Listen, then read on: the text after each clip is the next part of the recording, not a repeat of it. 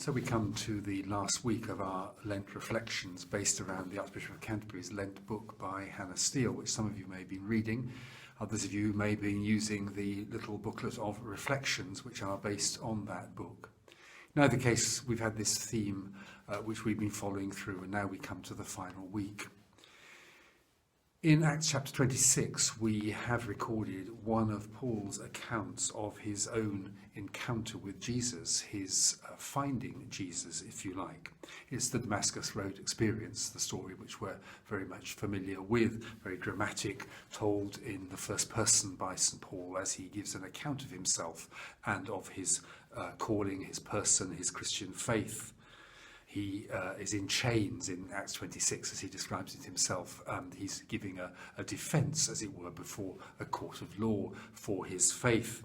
He tells the story, and he continues to tell the story even in that situation. In these coming days, we will almost certainly be reflecting around another story from the same author, from St. Luke's Gospel rather than the Acts of the Apostles. And it's that story about another journey, actually. Paul was on the journey to Damascus. Here we have two other people on a journey to Emmaus. And it's the encounter of those two disciples, those two despondent disciples with Jesus. As on their journey, they meet with him. Their eyes are opened. They recognize Jesus for who he is. Their hearts are strangely warmed, they tell us. And they tell the story.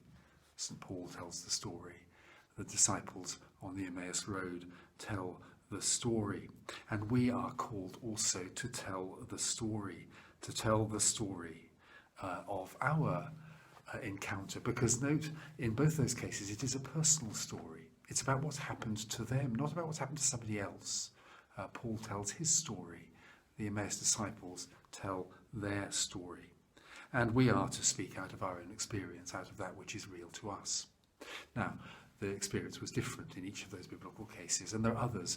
The woman at the well in Samaria, for instance, another story of a meeting with Jesus, a meeting with the Lord, and the experience is different. And we know that for each of us, too, the experience is different. There may be common threads, common strands, but the experiences are different because they are individual to each one of us, as each relationship is unique in a way. So our relationship with our Lord is unique, and we have our own story to tell. It's about what we ourselves have come to know. And in this Holy Week, which we are now in, that is a time when we come very close to the heart of the story, which is both the story of Jesus, his story, and our story. His story, as it were, becomes our story, or our story is caught up into his story as we meet with him in the fellowship of his suffering, in the agony of the cross, in the dereliction, and then moving through into the joy of resurrection on Easter morning. And this story, this aspect of the story, this Holy Week story, will perhaps be particularly resonant for many of us this year in the light of all that we have been experiencing individually, corporately, within the church, within the nation, within the world, within our families and our communities. The stories of St. Paul, the Emmaus disciples, the woman at the well, and so many others who met with Jesus are often talked about in terms of them finding Jesus, them coming to the Lord, that sort of language. But of course, actually, what's happening is the opposite. It's not so much about people finding as about people being found. Here is the one who we do not choose, but he chooses us, as he tells us elsewhere. We are those who are found by Jesus.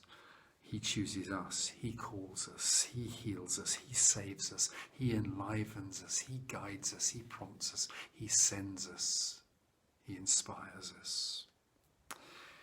And so as we reflect on this, as we reflect on these comings to the Lord, or these being found by the Lord, these stories, they need to be present tense stories as well as past tense stories. They may have a past tense dimension to them of what has happened, but they're also about what continues to happen, about our continuing experience of being found by Jesus daily, momentarily, hourly, every minute, being found by him, drawn into his presence afresh.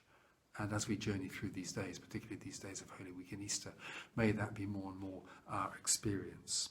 And as we think about our own particular stories, Perhaps we can think also about how those stories might resonate with others, how we can share our stories in such a way that those people may, as it were, put themselves into a place where they also may be found by Jesus and may then go on to tell their own stories.